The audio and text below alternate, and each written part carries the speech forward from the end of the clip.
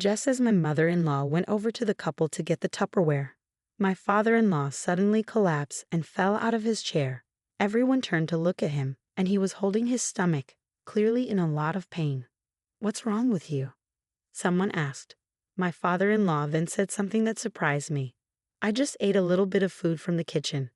Why is my stomach suddenly upset?" I didn't miss my mother-in-law's comment either. "My name is Elizabeth, and I'm a 20-year-old housewife. My husband Vernon and I got married last year. We're the same age, so we have similar conversations and values. Because of that, we get along really well, and we're just as in love now as we were before we started dating. However, there was one thing that bothered me a little after we got married. When we went to visit my in-laws to give our wedding greetings, I noticed that my mother-in-law was a bit old-fashioned. She said, 'When you get married, you come to your house and live with us, right?' She asked as if it was a given. My husband and I both replied at the same time, 'What?' We had no intention of doing that. So my husband said, 'No, we're planning to live on our own after getting married.' My mother-in-law replied, 'What? But you're the eldest son.' Both my husband and I were troubled by this. Then my father-in-law stepped in and said, 'That's an old-fashioned way of thinking. Do whatever you want, Vernon and Elizabeth.' His words helped calm my mother-in-law down. But there was another issue that made things even more uncomfortable. Neither my husband nor I had planned to have a wedding ceremony. We didn't like anything too fancy and thought it would be better to use the money for travel instead.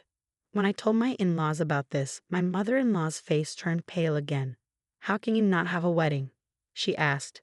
As I mentioned earlier, my mother-in-law is very traditional, so she was strongly against our idea of skipping the wedding. She was worried about how to explain to the relatives that the eldest son wouldn't have a wedding. In her mind, the eldest son is the most important, so she couldn't accept anything that didn't fit her beliefs. But again, my father-in-law came to our rescue. He said, "None of the relatives care about the wedding. They just see it as a chance to have a nice meal. After a while, they'll forget there wasn't a wedding." My father-in-law said, "If you decide not to have a wedding, that's fine." He was very kind and respected our decision, which saved us from being pressured into following my mother-in-law's old-fashioned ideas. However, my mother-in-law wasn't happy about it. So we got married without a wedding and started living on our own. I became a housewife to support my husband. I feel very happy doing housework and making lunch and dinner for him every day. I think it will be even more enjoyable when we have children someday. About 2 months after our marriage, my parents-in-law asked my husband if he would like to visit them. My husband and I had had some disagreements with my mother-in-law, so we were a little worried. But we hadn't visited their house since getting married, so we decided we should visit them. I was worried that my mother-in-law might try to bully me, but surprisingly, she didn't. In fact, she was very kind. "If you have any questions about being a housewife, you can always ask me," she said. "I have lots of recipes and I'll teach you everything I know." My mother-in-law loves to cook and often invites neighbors over for home parties, which she says are very popular. That day, I had a home-cooked meal prepared by my mother-in-law, and it was delicious. Both my father-in-law and mother-in-law were very kind, and I realized I didn't need to worry as much as I had.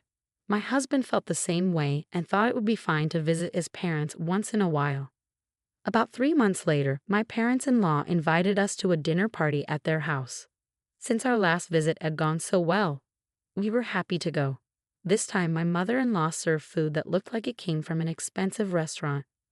My husband even complimented her, saying, "You're getting better and better at cooking.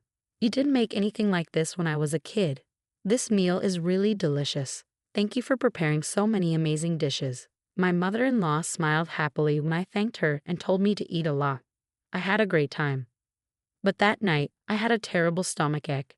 While I was sitting in the bathroom, I started feeling faint and weak. "Hey Elizabeth, are you okay?" I heard my husband's voice, but it faded away. When I woke up, I was in a hospital bed. My husband had called an ambulance, and I was rushed to the hospital. The doctors said they couldn't figure out what was wrong. It wasn't food poisoning or anything like that. I thought maybe there was too much olive oil in the pasta I had for lunch, but I never found out what caused it. After getting an IV drip and some rest, I started feeling better.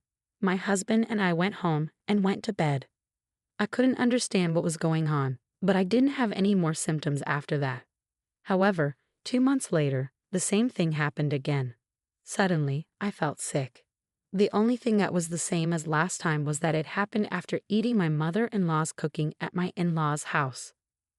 I wondered if my mother-in-law's food was spoiled, but my husband, who ate the same food, was completely fine. Then, a month later, it happened again after we had dinner at my in-laws' house. I invited a friend over for lunch to talk about why this kept happening to me. "Isn't that coming from stress?" she suggested.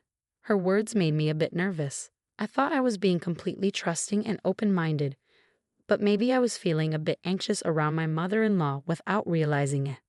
After all, I was getting sick every time we visited my in-laws' house, so my husband was worried too. He suggested that we stop visiting my parents-in-law's house for a while. "I don't know the cause, but this always happens when we eat at my parents-in-law's house," he said. He thought it might have something to do with my mother-in-law's cooking. I wondered if that could really be the case. After that, my mother-in-law contacted my husband several times, inviting us to dinner. He always refused, thinking of me. But after a while, we got another invitation that we couldn't refuse. My brother-in-law and his wife were coming to my in-laws' house to give their wedding greetings. I felt a bit down because I had been feeling better by avoiding visits to my in-laws' house.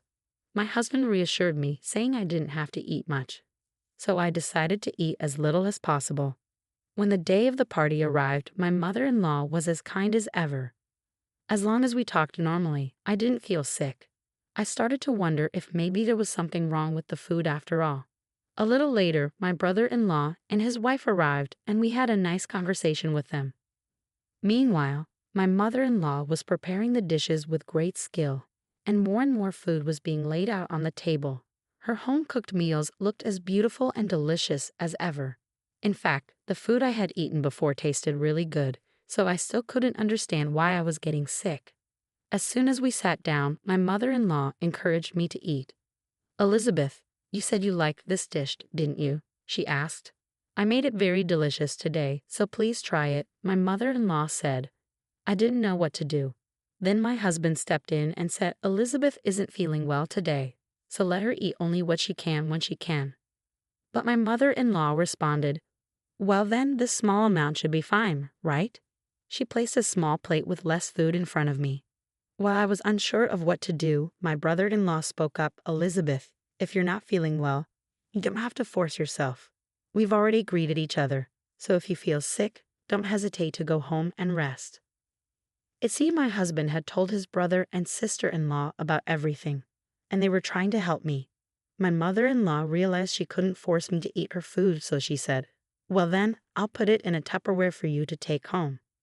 I couldn't help but wonder why she was so eager for me to eat it.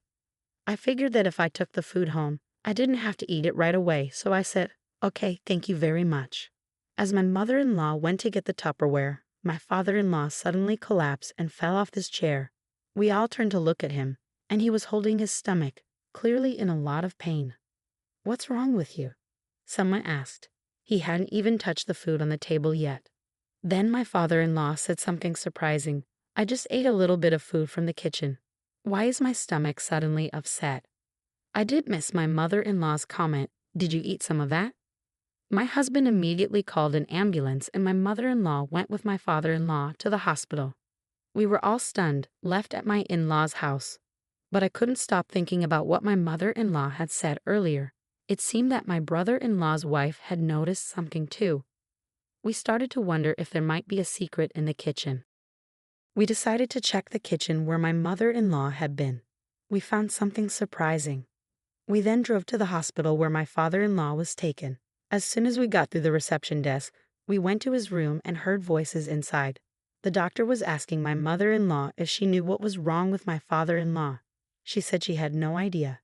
When we entered the room, my mother-in-law looked flustered. "Oh, you guys came all the way here. It's all right. As long as I'm here, it will be fine," she said. But we weren't going to miss this chance. I told her I needed to talk to her and walked up to her, with my husband, my brother-in-law, and his wife following me. "What's going on with you guys?" I asked. My father-in-law's condition seemed to have stabilized and his color looked normal, but they still didn't know the cause. Apparently, he had been conscious for a while after arriving at the hospital and had gone to the bathroom several times. He became dehydrated and lost consciousness completely.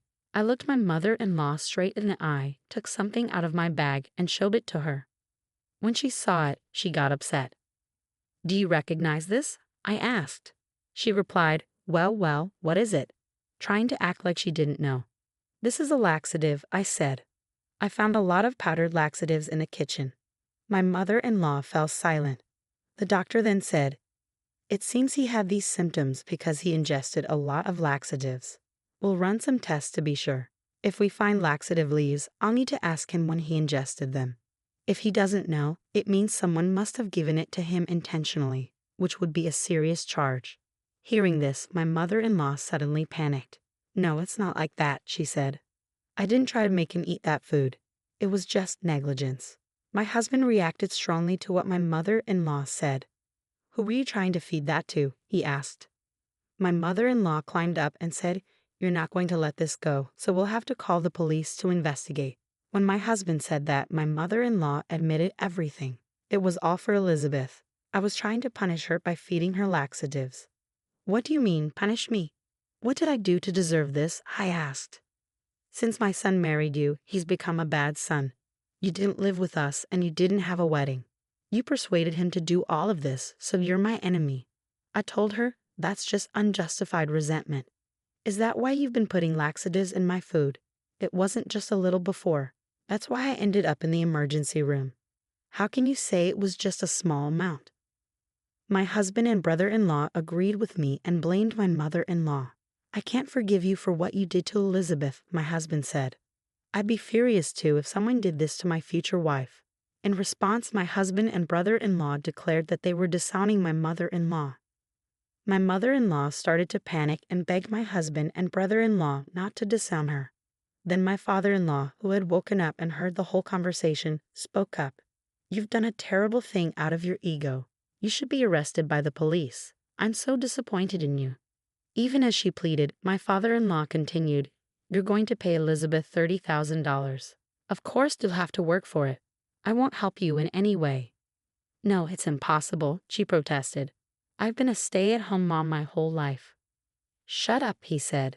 "If you don't agree to these terms, I'll divorce you immediately and report you to the police." My mother-in-law had no choice but to agree to work and pay me $30,000. Now she's working hard and paying me little by little. My father-in-law keeps a close eye on her to make sure she doesn't cheat, and all her salary goes towards this payment. She seems very overwhelmed, but I think she deserves it for what she did to me. Meanwhile, my husband and I are living happily. My husband and father-in-law have told me that I don't have to see my mother-in-law again. I feel much better now, knowing that with my husband and father-in-law by my side, I'll be okay no matter what happens. Feeding someone food containing laxatives is indeed a serious crime. It's shocking that a mother-in-law would do something like that so thoughtlessly. One might wonder why such a person was married to her father-in-law. But it seems that her two sons turned out well, so perhaps there was a time when she was different. Whatever the reasons, the punishment seems fair. I hope she works hard to pay the $30,000 to Elizabeth, and I wish Elizabeth and her husband a happy